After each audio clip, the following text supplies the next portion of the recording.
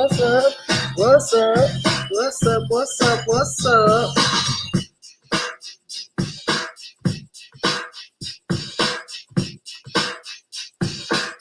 Fixing a little bit of a screen here.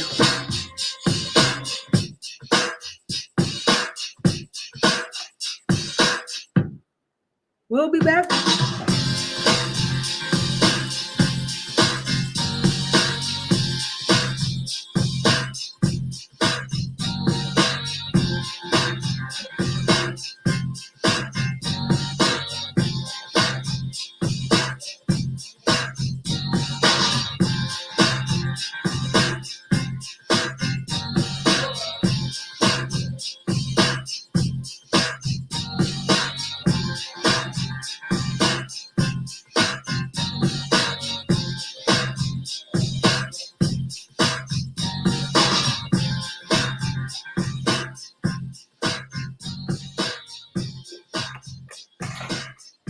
What's going on, my people?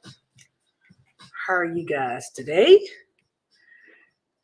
Y'all are tuning in. So as you're tuning in and y'all are watching, go ahead and tag a friend and ask them to join tonight's GodFidence, April the 24th, 5 p.m. Central Standard Time, 6 p.m. Eastern Standard Time. I know y'all been waiting for this because I have. So tell me what you guys did over the weekend. We did a whole lot. So if you're new to GodFidence, which I don't think many of you are, but if you are, this is where we get a chance to talk about single life, married life, widow life, family life, things you like, things you don't like, things going on, what's not going on, what's happening with you personally. You ready, baby? You trying to dance over there? Don't be trying to do the little intro stuff, y'all. With his little Lakers hat on. Okay, Lakers. How many Lakers fans do we have? Golden State in the house. True believers. ATL in the house. Both of the West Coast teams are good, but it's the Lakers, man. They're involved. Really? Yeah, I think they're primed to take it all. We got a little theme music. Oh, yeah. By the way, this is not our music. We don't own the rights to this music. This is not our music. So we want to do that caveat so that they don't take our show down and prevent us from having our chat and our discussion. You guys see we got a little DM going on tonight. Yeah. Trying to set the atmosphere a little bit. And so, but look, babe, it is 5:59 Central Standard Time. What was going on for the weekend with you? And then you guys get this thing started today. Man, we had so much going on, man. I can't remember it all. Sometimes it's just a blur. Yeah, went to a birthday party yesterday. Yeah. Went to 2 birthday parties. My girlfriend's mom, Heather Jackson, her mom's birthday is tomorrow. Shout out to Miss Jackson. Happy birthday, early birthday to you for tomorrow. Then my girl Manisha's birthday was yesterday. Yesterday, I got to check my calendar, because we did a lot of stuff yesterday. Took Pastor Greg and Gloria to breakfast Saturday morning. Yep. Did some shopping, a little shopping for the cruise on Saturday afternoon. Yes. Friday was date night. Went to a new place. It was all right. It was all right. It was in Buckhead. It was a food. We came home and stopped by JJ Fish. Anybody know about They got a real meal. Look. Any of the beautiful people, you ever heard of JJ Fish?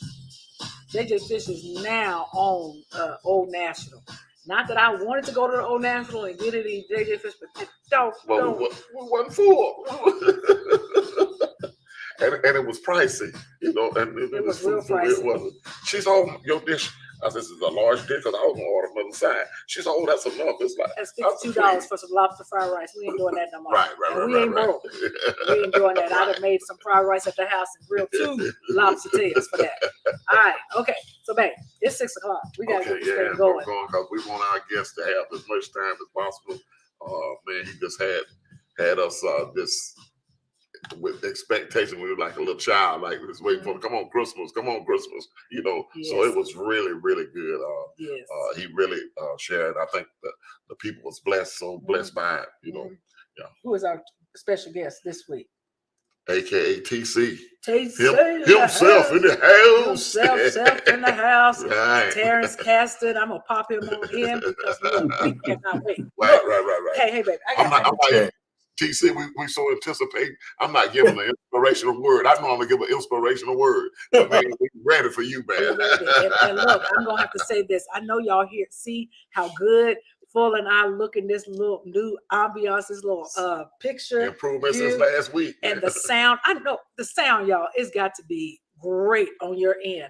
So give me some hearts or some thumbs up because my boy TC hooked it up. Yes. He told me what I needed to do. And I said to him, I said, TC, I said, so I know I saw you in one of your videos. Y'all were doing the live video worship experience. They had cameras, they had the microphones. I said, can you hook a sister up? Tell me what kind of camera I need to get. Tell me what kind of microphone. So he told me, and I said, Terence, you gonna come over and fix it up for me? You gonna install it and stuff? He said, darling, just plug it blank.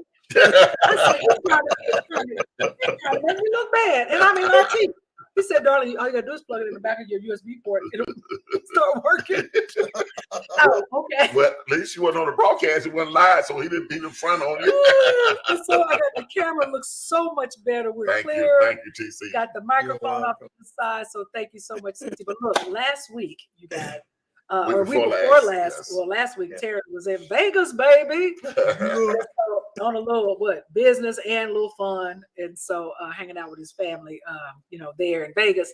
But we concluded our part one of Before and After Connie, as TC was sharing with us about just a story about love and marriage and the years they've been married.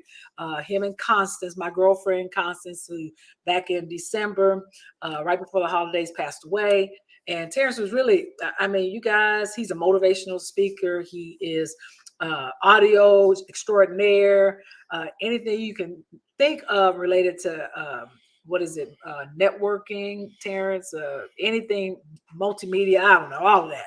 So that is Terence. Now you'll let Terence talk. Yeah, I'm gonna let Terence. Okay, but I gotta do my introduction. I do multi-level marketing. Just let Terence talk. I do let him talk. Okay, so anyway, you guys, so we left off though with Terence was telling us about Constance and how her story, or the story came about her getting diagnosed. So that is where we're going to start tonight. So Terence, we're going to turn the show over to you. We're just going to let you talk. We may ask questions, but we want you to have the full time to talk and tell the story. Okay. All right. You look good. You look good. Right. First of all, thank you all once again for just allowing me to share. This is equally cathartic for me. I shared this with my counselor this week that, we had done this show and I got equally so much out of it, having an opportunity to talk through what's been going on in my life. And so I thank you guys for inviting me back. Over the last couple of weeks, I've thought about this show so many times and so many things that I wanted to share. And God knows I wouldn't even know where to start. But I'll try to use the time wisely to kind of finish the story for those who were here and for a few still kind of tuning in. For those who knew me and knew my wife and knew us, this was a major shock. It was, as you can imagine, devastating to my children and I. And we have had to work very hard to put our lives back together and in forward motion. For us, it was a little different because we were involved from the beginning. We got a diagnosis in June of last year of stage 4 pancreatic cancer. And my wife had some issues even prior to that. And so there were things going on that, didn't leave us totally blindsided, but June was devastating. I say that to say that began the process for us of fighting this, praying about this, having faith about this, doing medications about this. The whole process of just beating this began for us so much sooner. And halfway through it, I had to begin processing the what if. So where many people heard about this and it blew their minds, my family and I had already been for the past 3 months dealing with the what if. And my counselor called that preemptive grieving. So the bad part is you deal with that for that amount of time, 24 hours a day, 7 days a week.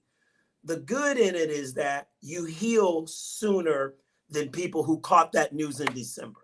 So we're a little further ahead in our grieving process because we had to come to terms with the what if. And that really helped us.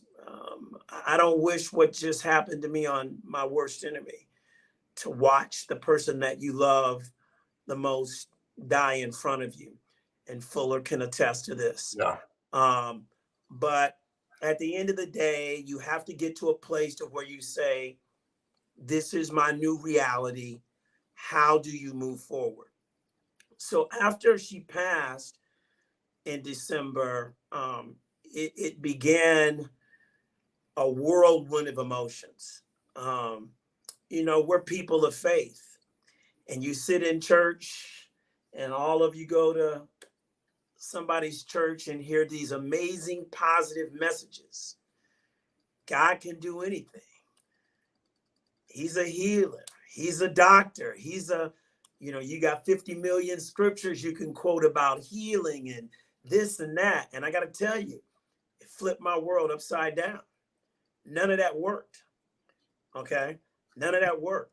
And nights when I went home, when she was still in the hospital, and I just, had to talk to God about, where you at? Like, where are you? I literally felt alone. And I thought about all the years of my life that I've served him and all the years of her life that she served him. And I was like, where are you? Are you really, really going to let this happen? I questioned him. I questioned myself. I questioned my faith. I questioned his existence. And it was really tough. I think I finally came to grips with the fact that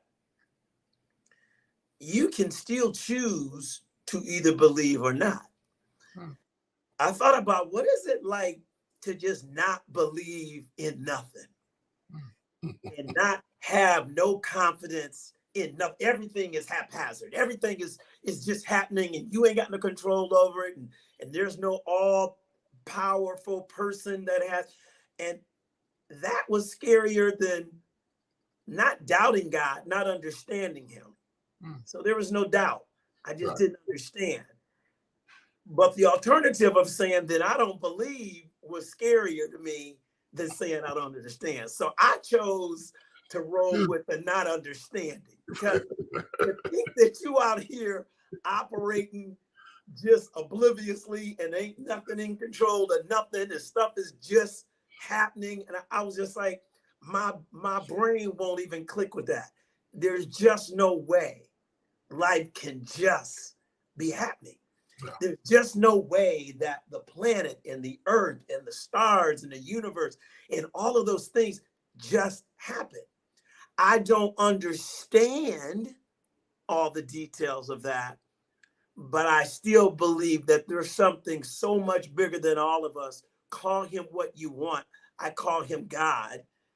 That there has to be this all supreme being. And so I had to just make up my mind that what I was going to do to move forward was simply accept the fact that you're just not going to know everything on this side of heaven. God didn't give me a reason why he let her go. I didn't get no moment of clarity. Terence, may I ask you a question? Mm-hmm. I think you, in this part 2, thank you guys for joining. This is part 2 of Terence's story regarding his wife, Constance, who's a worship leader, just a phenomenal woman. But, in the hospital, you got the diagnosis of the pancreatic cancer, Mm-hmm. right? But there were some opportunities that you and I talked about for improvement, how strong Constance was. Maybe didn't want to take medicine. Yeah. Maybe the turnout may have been different. And then you even went through some challenges that you decided to kind of at the same time. Yeah, and at the then I same think time. to share that, because that would be helpful to something other that people. really be helpful to other people. Yeah. Yeah. And so multiple things were going on during that time. First of all, with her situation, my wife was never a fan of medicine. Like not a fan, like didn't want to take a Tylenol for a headache, and didn't. And this is the woman that would go upstairs and lay down on the bed and drink a glass of water, and 2 hours later get up and the headache is gone. I on the other hand, have medicine in the cabinet on standby. I don't want to no pain. Okay. All I Cases. Hey, that's me. do they make something for this ache right here? Then Right. I want that, because I got stuff to do. I'm not. I ain't built like that. I'm like, look, if they make something, I'm not gonna overdo it. I'm not gonna abuse it. But if the doctors say take 2, and then your pain is gone, give me my 2. Right. That's how I function. A reasonable potion. Maybe that's growing up as the son of a nurse, right? So my mom's a nurse. I respect medicine. I understand how it works. I'm a technologist, so I believe in science. I believe that science and God coexist, right? Everything about science ain't nothing more than what God has allowed man to know. That's what science is. That's what he allowed you to do. We know about the stars. We know about medicine and curing. Those are the things that he allowed you to know. So I trust whatever man knows, God allowed him to know. So that's my mindset. But my wife wasn't that way. And so immediately there was a huge conflict of interest on what we thought we should do, right? And we went down that road, and she was adamant about going down a process that was more natural. I knew less about that. We had to learn what could and couldn't be done there. We had to weigh our odds on traditional treatment. Chemotherapy is a beast. Anybody that's out there that's went through it will tell you there are people who would rather die than do another round of chemotherapy. My wife did a single round, and I'll never forget her telling me it was the worst she ever felt in her life. And so I had to begin to empathize with the fact that this is her choice. And my daughters were so amazing in the fact that they reeled me in constantly and said, Dad, this is mom's choice, and you have to respect that. We know you want to do whatever, because for me, I'm like, whatever they got, whatever we can do, that's what I'm gonna do. I took this woman all over the country. Every specialist, anybody that was, I researched day and night. Whatever y'all got, I don't care what the cost is, I need it. Yeah. But yet it has to be that individual's choice in order to take and do those things. And so she chose a little different method. She chose some natural things. Most importantly, this is why I see my wife as a trooper. She chose prayer over everything. Yeah, her faith was unshakable. To the very end, she simply trusted God. And there were days where I was pissed. I'm not even gonna tell you, like, you've got to be out of your mind right now. Unshakable. God will heal me. Unshakable. And you sit back and hear someone say that, and you're watching it in front of you happen. And I just was like, how can you, you're unshakable. Now that it's behind me, I see it as a testament to witnessing someone with unshakable faith, willing to lay their life down, trusting to her last breath that if it was for her to be healed, God would heal her. Wow. And that was extremely difficult to me. And so I had a lot of doubt. I challenged my own faith. I had very hardcore conversations with God about the why. And again, I finally got to the point where I said, it's really not for me to challenge knowing. There are just some things you're not going to know. That's what allowed me to get through it. And then the final piece of it was, I remember probably the last week or so, because she had gone into the hospital the last 30 days. She had been home the whole time, and then she ended up with an infection, and that's what put her into the hospital. So during that time, family is now all at the house, and we're, just keeping each other strong. And my girls were troopers. My wife went into the hospital November 20th. My girls never left the hospital. Never left the hospital. All four of them. And when I never, go home, get clothes, they lived in that, they became nurses. The nurses, the staff were fascinated by what my daughters did. They knew medicine better than the doctors when they knew everything they were giving her, how it worked, how she was reacting to it. The nurses would come in and check with my daughters on what they need to do next. They gave them special, and then God's favor just showed up, gave us rooms with beds and stuff. They was like, we don't do this. We just, so y'all know, we don't do, but favor showed up. Showed up. Nurses coming in going, oh my God, I hope my children take care of me as well. Like, who are y'all? Doctors coming in saying, can I be a part of y'all family? Who is this family? Wow. And what a witness. It was amazing. These people attended the celebration. Doctors and nurses, y'all didn't know, attended the celebration of life. Wow. Now, they lose patients every day. Yeah. She met a woman in the emergency room the first day she came in, fell in love with her, and tracked her until she went and passed. Just checked in on her. She's like, the lady said, I work in the emergency room because I don't want to get attached to patients. I process them in, they gone over there, nurses take care of them. She met my wife for 1 hour, could never leave her side. So those things spoke to me in such a profound way after the fact. Now I'm in hindsight, looking back at what happened. All along, there was incredible favor.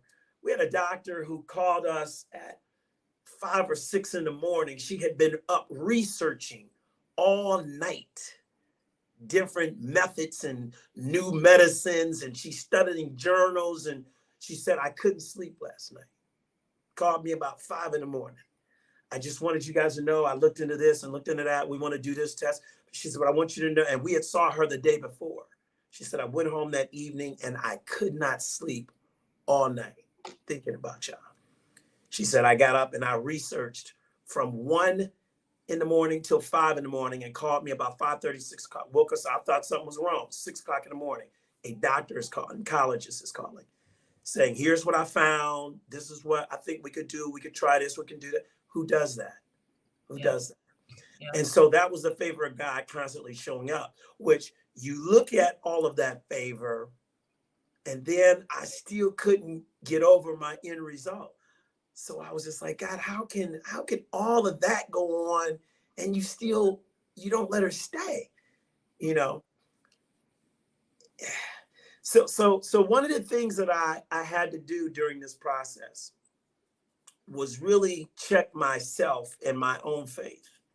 And I asked my daughters one morning, first of all, I had some shower time where I was really just asking God, truly for my will to be done. Lord, let her stay. You negotiating by the end. I do anything.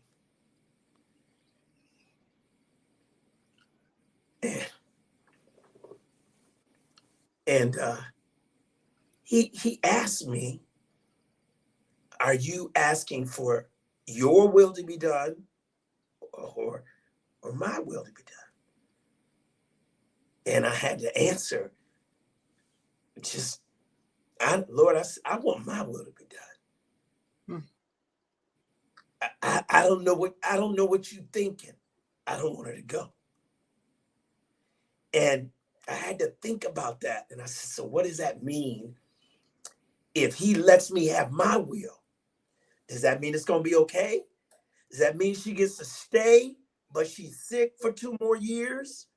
Does that mean that we continue caregiver mode? Fuller, you know what this is like. 24 hours a day, 7 days a week.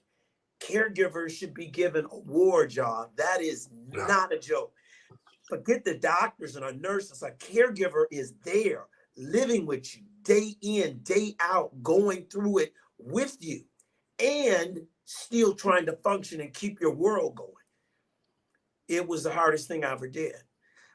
All of that rushed through my mind that morning as I asked for as I was contemplating, do I want my will, or Lord, do I want your will? And I paused and really thought about, I don't know what comes with my will being done. And because of that, I don't know if that's what I want. So I agreed with God, and I said, you know what? I still trust you. I do not understand, but I trust you, and therefore I want your will to be done.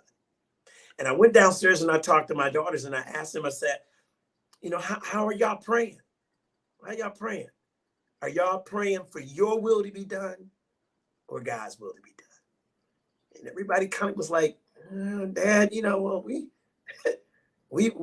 asking for it to work out for us, you know. And I told them that that's probably not the right way to go about that. Because at the end of the day, we're gonna need God, whether she stay or not. Right. That's for sure. After that, are you gonna you just believe all this is just happening? I ain't that stupid. I am not stupid enough to believe that I am all powerful and all of the wonderful things in my life, I've caused them.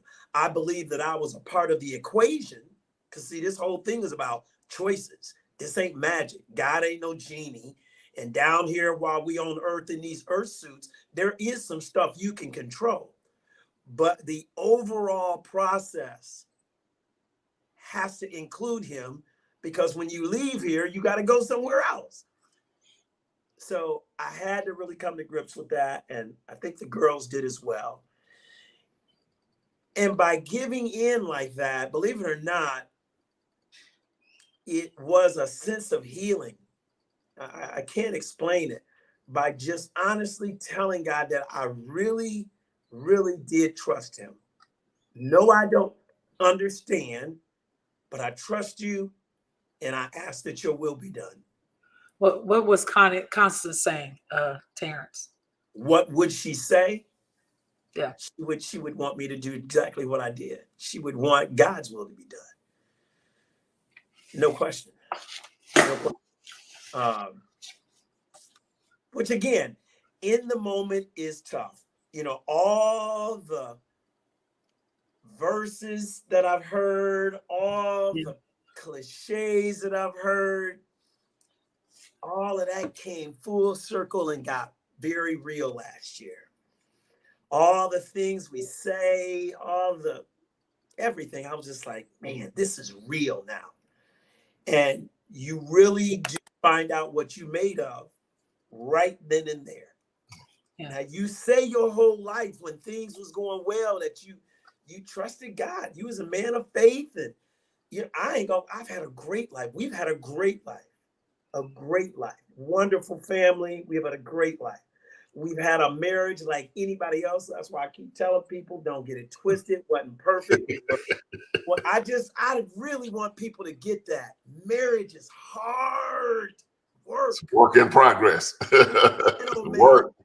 But there is nothing more gratifying and satisfying every time you conquer one of them hills. Nothing.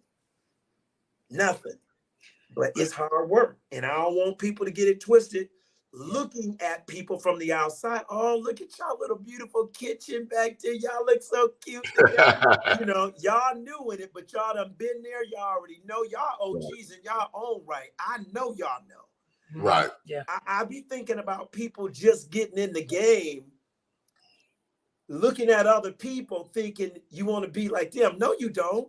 Because you don't want their story. You can't. You wouldn't make it. If you want to be like them, you got to take all of it. Yeah. Good and the bad. See, you want the good. They looking good. you know, we all get to a point, we kind of like kids, you know, all kids go through an ugly stage.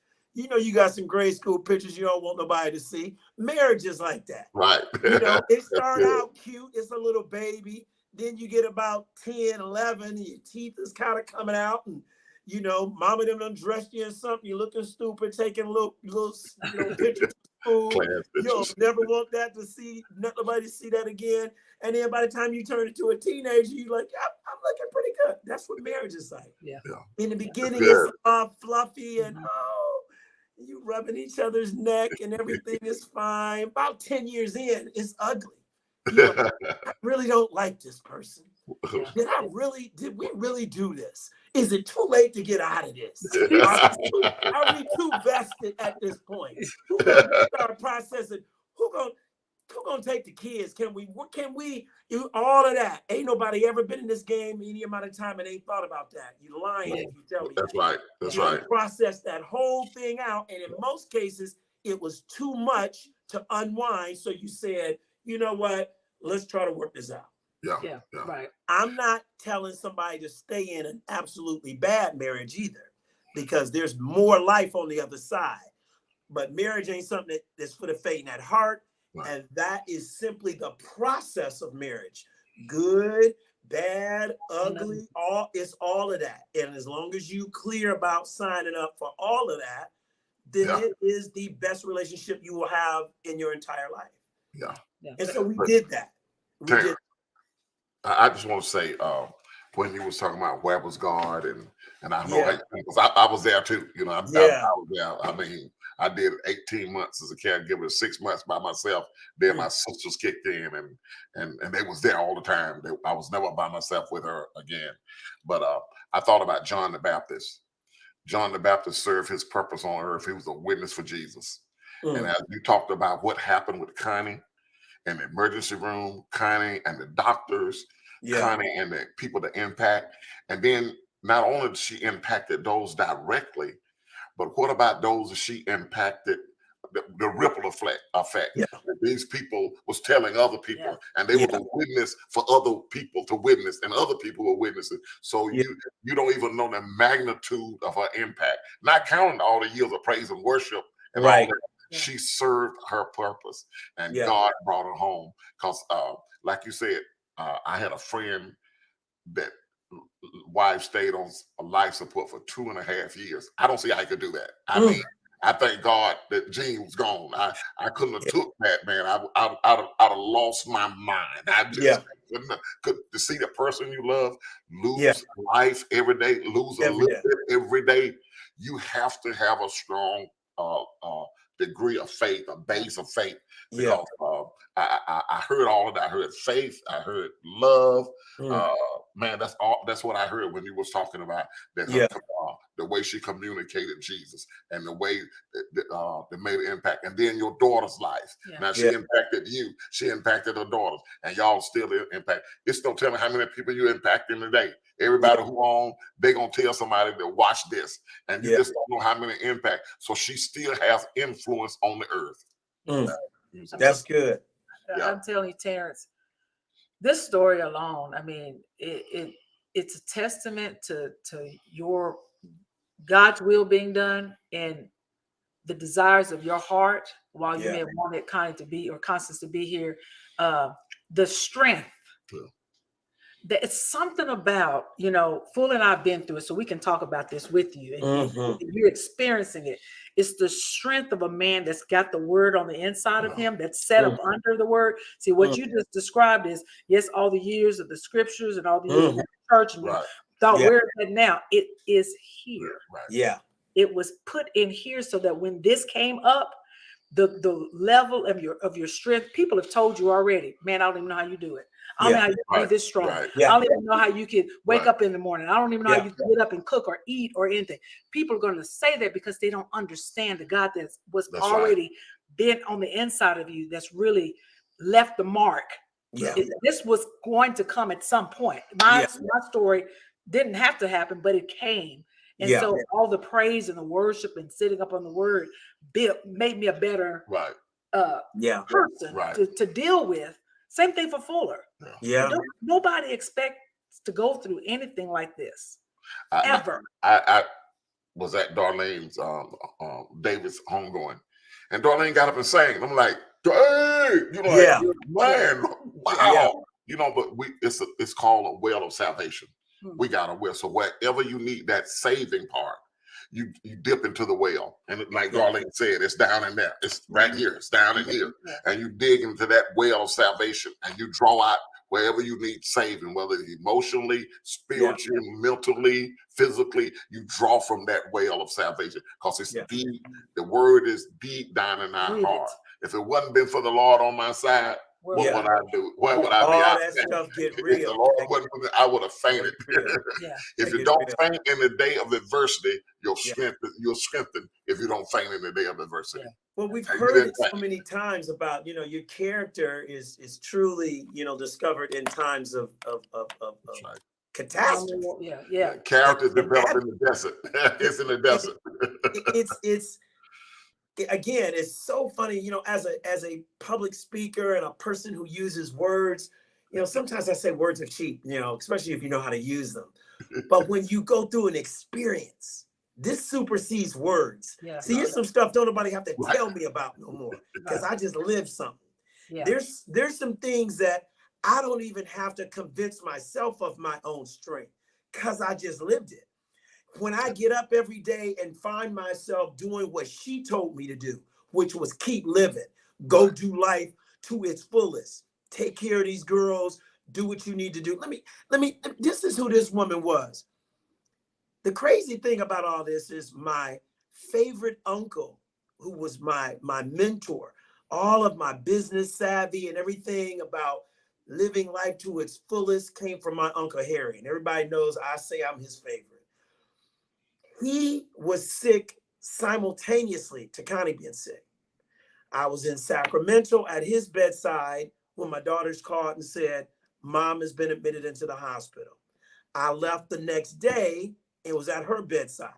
Now, I went to see him after another business trip that I was on and left that trip and went to Sacramento. Here's what this woman says to me when I walk into the hospital room. I'm frantically out of my mind trying to get back to the East Coast to get to her. I walk in the room and I say, hey, honey. And she looks over at me. She says, just like she at the house, hey, honey. She was like, it's good to see you. She was like, so when what's your next event? When you go back out? You know, like, are you kidding me? Right? Like, I'm thinking, I'm gonna quit this job. I'm never leaving home again. And she knows I love what I do, but for her, it was just like, this is just normal, and I want you to keep doing what you're doing. I want you to do what makes you happy. And the only reason I was traveling is because she made me. She was like, I'm okay. I will be okay. Go do what you do. The girls are here. Yeah, you know, it's something about people that are in this this time of their life where they are experiencing this cancer, whatever it is, they know. Yeah. They know something's happening. Yeah. And planning for it. It's not outwardly. Yeah. I remember my sister going through that, and they'll never say, I believe I'm not gonna make it. Or they'll never say that. But so let me share something with you while it's on the top of my mind. It is crazy. All last year was just, it was a strange year from the beginning. We started the year out doing a Daniel's fast, which I've never done in my life. And we did that 21-day fast. I gave up meat for the first time in my life. Everybody knows me. Listen, I will jump on the back of a cow and eat him while he's moving. Okay. Everybody like, man, how you keep your weight? Because I don't eat nothing. Wait. All I eat is meat, bro. But listen. Oh my God. January 2nd, we did a Daniel's fast. No meat for 21 days. Now, my daughters eat like birds. They practically vegetarians anyways. What nobody's struggling in the fast other than me and my son-in-law, who was another meat eater. We are struggling, y'all. We eating beans and Brussels sprouts and whatever come with the Daniel fast. I'm like, I'm about to die. Week 1, I'm about to die. But what began happening was cleansing my body of that meat began to cleanse my mind.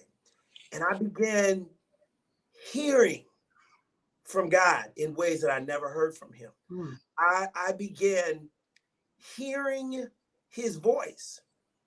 And I shared this with my daughter. I said, you know, it's a weird thing. I've heard people. Let me just tell you, I ain't never been that deep, y'all. My wife was that person. I'm the regular dude down for the ride, covering her from the worldly stuff. Okay, I know where my strength come from. It was her. And so I ain't never been that deep. I've always loved Lord with all my heart, but I ain't never been that deep, y'all. Listen, so I used to be God out here, well, Lord said to me, Lord ain't never said nothing to me, y'all. Okay, nothing. Not like what I hear people explaining in church. God told me this morning. I was reading the scripture and he said, go to page 5. I hear those things and I go, what? God, you ain't never talked to me. I ain't never heard that. During this fast, for the first time in my life, I understood what some people that's real, because some people be talking, but those who are real, I said, I get it. I heard God speak to me, not audibly, but in my heart. It bypassed. I was thinking I was going to hear something spooky or hear it in my, it wasn't in my head. It wasn't in my ears. There was a message that was just in my heart. He was saying things to me. I never forget, for that whole month, every day, 5:30, I woke up, sitting up in the bed, eyes wide open.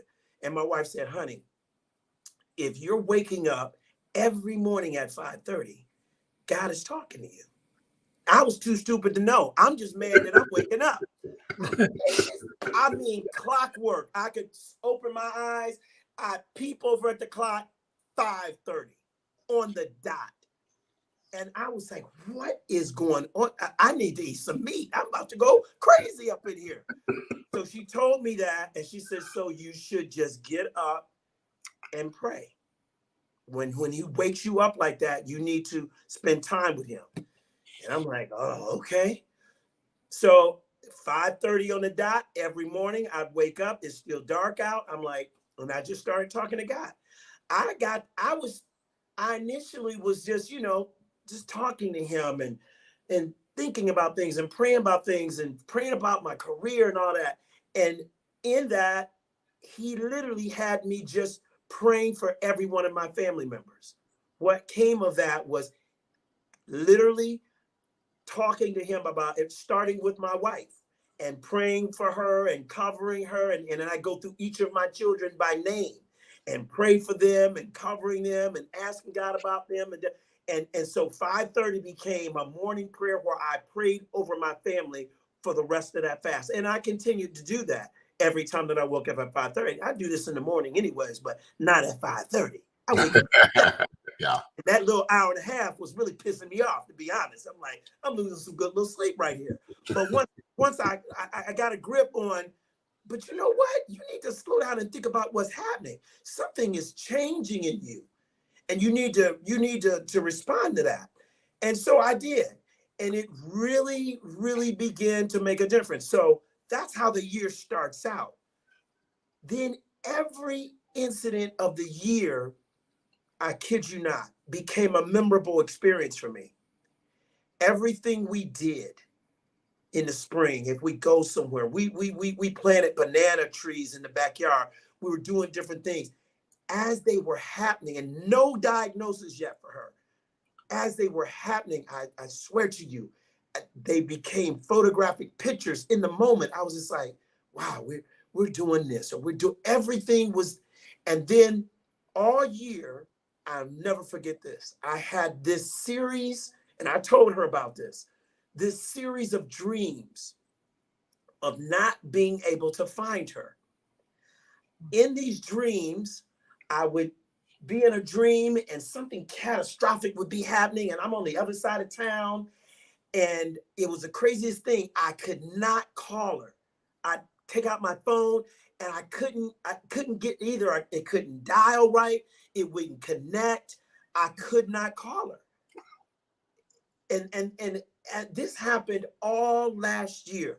And then I'll never forget, last summer, I dreamed she had left me and went and got married. And I was at a wedding. I woke up that morning and told her, I said, honey, now I don't know what's going on, but I dreamed you left me and I showed up at the wedding. And she just laughed and she said, and what did you do? I said, I went outside and I couldn't get the clip to load in my gun.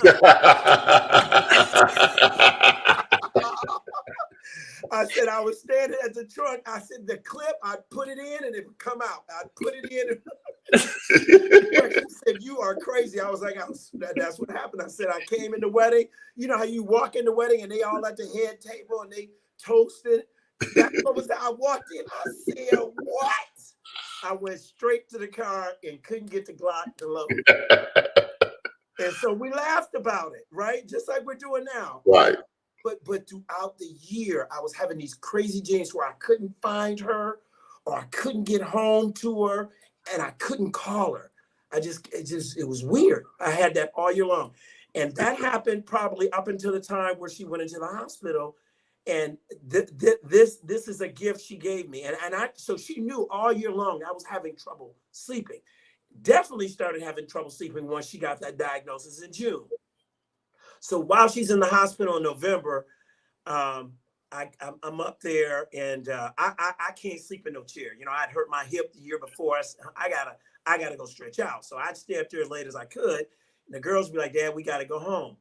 And one night she said to either me or one of my daughters, tell Dad to go home and God is gonna give him sweet sleep.